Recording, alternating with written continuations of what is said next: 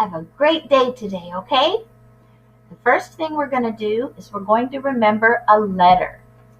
This letter is made of 2 straight lines or 2 sticks. Do you remember his name? It's V. That's right. Say V.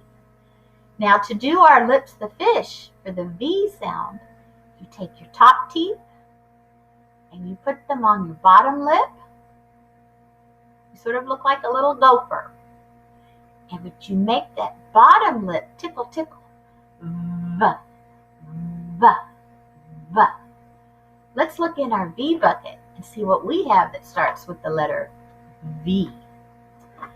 Okay, the first thing I see is this. Something you might put flowers in. Can you think of something that starts with a V sound that looks like this? Vase.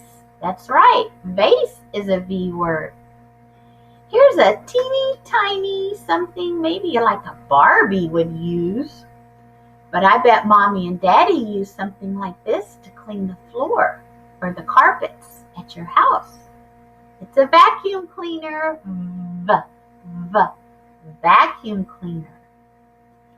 Ooh, here's some material that's so soft. It's called velvet. V, V, velvet. And here is a Valentine. Do you remember Valentine's Day? That's the day we all gave each other little cards. Valentine's Day. That starts with a V. Good job, friends. We just wanted to remember the letter V today a little bit. All right, let's talk about a different sound.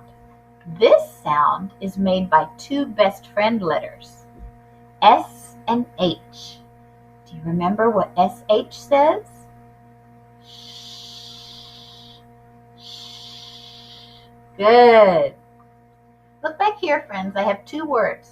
I have seashell and then I have shell. Seashell, that's a compound word. Seashell starts with an S. All by himself, S. So his beginning sound is the S sound. But if I take the word shell, that's the back part of that word, its beginning sound is the SH. Do you see that SH? So shell begins with a sh sound. Let's look at some real shells, shall we? Here's some shells that came from the ocean. They're very kind of bumpy and they have holes in them. Can you see those holes in the shells? There's a little ocean creature called a hermit crab who uses shells like these for his little house. We're going to read a very famous book next week about hermit crabs. Now some shells are very smooth. Oops, Miss Hilaire dropped it. Do you see that this one has sort of like a little crack in it in the middle? That's a smooth shell. Now here's some coral. Coral, this actually used to be alive. It's very, very scratchy. It's not really a shell, but I wanted to show it to you because you could see it. See its unusual texture. Do you see how scratchy it looks? Here's a shell. Here's a giant shell. It's called a scallop. Do you see how it has little curvies? That's another type of shell. Shells start with that sh sound. Good listening, friends. I can tell you're listening. I can tell. The last thing we're going to do on this first video is look at some more compound words like sea and shell, seashell. Now we've already talked about a couple of these guys, like starfish. We know starfish is a compound word, and jellyfish. We talked a little bit about stingray, but here's 2 new ocean creatures whose names are compound words. Do you know what kind of fish this is? I know he looks like Nemo, right? The type of fish he is called a Clownfish. Do you see the C word? Clownfish. Oops. Clown and fish.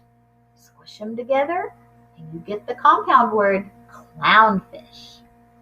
Here's another ocean creature that's very, very small. He's called a seahorse. It has the word horse in it. Sea, that means like the ocean, and horse. Sea, horse. Put them together and you get the compound word seahorse. Good listening, everybody. Come back today. We have a couple more videos today and we'll do some more things together. See you later. Hopefully I won't drop things in the next video.